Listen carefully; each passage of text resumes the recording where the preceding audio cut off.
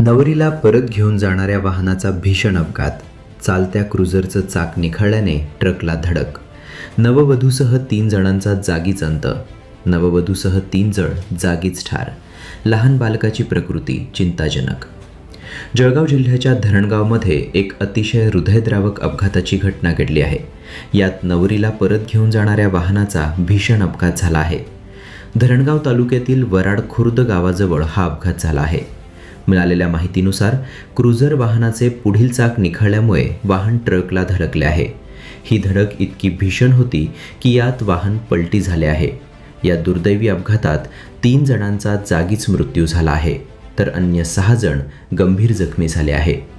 मिळालेल्या माहितीनुसार या दुर्दैवी अपघाताच्या घटनेत नववधूसह 3 जण जागीच ठार झाले आहे, तर यात एका लहान बालकाची प्रकृती चिंताजनक असल्याची माहिती आहे.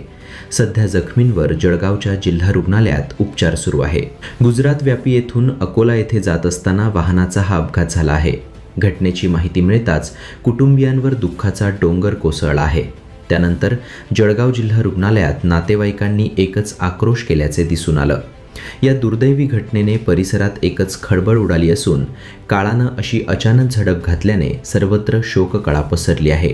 पूजा रवी वाघळकर असे मयत नववधूचे नाव आहे, तर दत्तू भागवत, जगदीश वाघळकर अशी इतर मयताची नावे आहेत.